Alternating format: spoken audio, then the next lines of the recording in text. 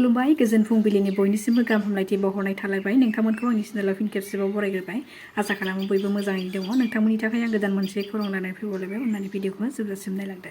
सासे फालांगि सुबुंनिफ्राय 10 लाख रां दाबि खालामनाय साथाम दुथां सुबुंफोरखौ खादों गसाइगाव पुलिसआ।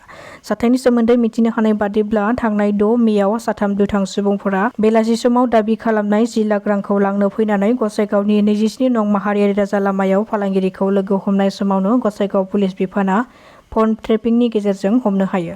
हमजानाय साथाम दुथांफोरनि मुंखौ गसाइगावनि उदायन चक्रवर्ती, अभिजित चक्रवर्ती आरो सौरभ राय होननानै सिनायथिनो हादों।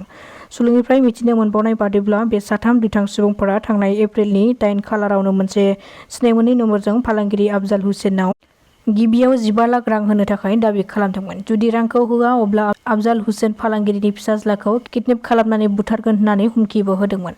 बेनि उनाव नखरनि सुबुंफोरा बे जाथायनि हेंथायै थानायाव केस होदोंमोन आरो बे केस होनायनि उनावनो पुलिसजों लोगोसे नखरनि सोद्रोमाफोरा रांखौ होफ्लानो थांनाय फाव खालामफ्लानानै मबाइल ट्रेपिं खालामनानै हमनो हायो होननानै फोरमायथिदों। धेमाजि जिल्ला गेजेर जनाय एबसु आरो गेजेर जनाय आबुब आरो गेजेर जनाय इउबिपिअ जथायै जिल्लानि सिङाव थानाय रामधन दिखारि गामि पन्चायतनि बेन्दोङाव थानाय सियालमारि गेलेग्रा फोथाराव 7-8 मे साननैनि मेहेरगोनां हाबाफारिजों खुंगा 18थि रंजालि बैसागु बिदाय फोरबोखौ गाजा गोमजायै खुंफुंदों। बर' बिजोंजों फरायनानै 2025 मायथाइनि गोजौ आरो गोजौसिन फरायसालिनि जोबथा आनजादाव सेथि थाखोआव उथ्रिसार जानो हानाय फरायसाफोरखौ बरायनायजों लोगोसे मान बावनाय हाबाफारिबो बानजायदों। बे मान बावनाय हाबाफारिखौ गेजेर जनाय दख'रा दुलाराय फरायसा आफादनि आफादगिरि दिन बर'नि आफादगिरि मासि लानायाव बेलखौ बेखेवनानै होयो धेमाजि जिल्ला एबसुनि गाहाय नेहाथारि अजय खाख्लारि, धेमाजि जिल्ला एबसुनि सोलोंथाइ नेहाथारि मोजां गसाइ नार्जारिया बाहागो लानानै फरायसा आरो दिथागिरिनि सिगाङाव बेसेन गोसा बिबुंथि लाखियो। हादोरनि गुबुन गुबुन रायजोजों लोगोसे आसामावबो दावहानि थासारिया गमामायैनो फैनो हागौ। बेखौ नोजोर होनानै मैया भारत सोरखारनि बिथोन बादिनो दावहानि समाव गोख्रै नोगोरारिफोरखौ रैखाथि होनो हानाय बादियै क'क्राझारावबो मक ड्रिल खालामदों। क'क्राझार रेलवे स्टेशनाव मैया बेलासिनि 4 रिंगायाव जिल्ला खुंथाइ आरो क'क्राझार पुलिसनि बानजायनायाव आसाम सिभिल डिफेन्स आरो एनसिसिनि रौनियाफोरखौ लानानै बे मक ड्रिलखौ मावफुङो।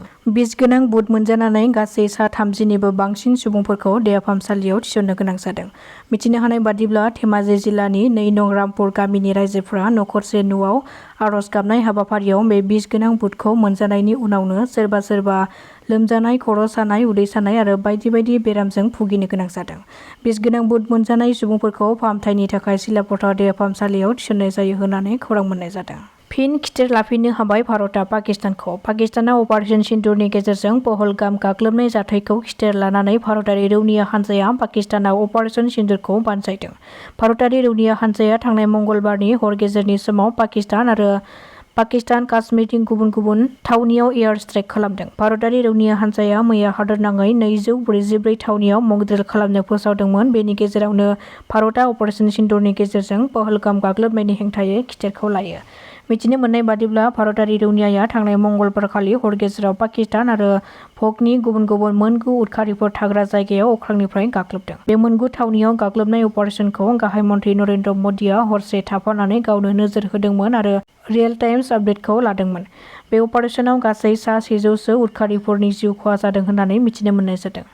दिसपुरनि लोकसभा भवनाव BTR जौगानायनि माखासे गोनांथार आयदाफोरनि सायाव BTRनि गाहाय मावफुं सोद्रोमा प्रमद बर' आरो हिमन्त बिश्व शर्माजों जथायै सावरायदों। सुलुंनिफ्राय मिथिनो हानाय बादिब्ला बे गोनांथार आयदाफोरनि सावरायलायनाय थांखियानो जादों खुंथायारि आदबफोरखौ गोख्रों खालामनाय आरो गोरलैयै गेजेर बिफानारि गोरोबनायखौ रैखा खालामनाय, गाहाय सोरखारि बिथांखिफोरनि हायाव मावफुंनायखौ बिजिरनाय, रायजोआरि सिबिथाइ आरो मोनथायफोरखौ थि समाव आरो आखा-फाखा होनायनि बानस'नाय, बांसिन बिबान गोनां खुंथायनि थाखाय मावनो हानाय राहा नागिरनाय आरो बेजों लोगोसेनो फोनांजाबनायखौ बांहोनो, रांखान्थियारि जौगानायखौ सालायनो आरो गासै BTRआव जिउ खुंनायनि थाखोखौ जौगाहोनो थाखाय गोख्रै ट्रेनिं बिथायारि सानज'थाइ मावथांखिफोरखौ मावफुंनाय जागोन होननानै मिथिनो मोननाय जादों। राजस्थाननि जयपुराव खुंजानाय AITWPF फेडारेशन काप 2025आव आसामआ 22 मेडेल देरहानो हादों। बेनि गेजेरावनो मोन 9 सनानि मेडेल, मोन 7 रुपानि मेडेल आरो मोन 6 ब्रन्जनि मेडेल। बेफोरनि गेजेरावनो क'क्राझार सोहोर साखाथिनि बागानसालिनि अर्जुन ब्रह्म बिथाङाबो सनानि मेडेलखौ देरहानो हादों। MLA लरेन्स इस्लारिजों लोगोसे रेलवे बिफाननि इन्जिनियारआ क'क्राझारनि रेलवे स्टेशननि जेंनाखौ सुस्रांनो थाखाय नायगिदिंहैदों।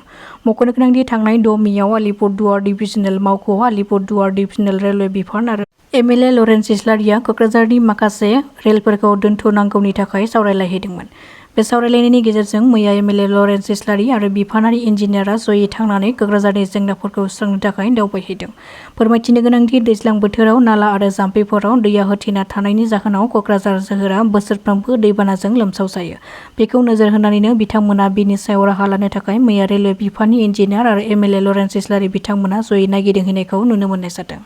दासिमनि खौराङा एसेनोसै। नोंथांमोना खौरांखौ नायनानै मोजां मोनदोंब्ला चेनेलखौ साबस्क्राइब खालामनानै लानो हागोन। गोजोन्थों।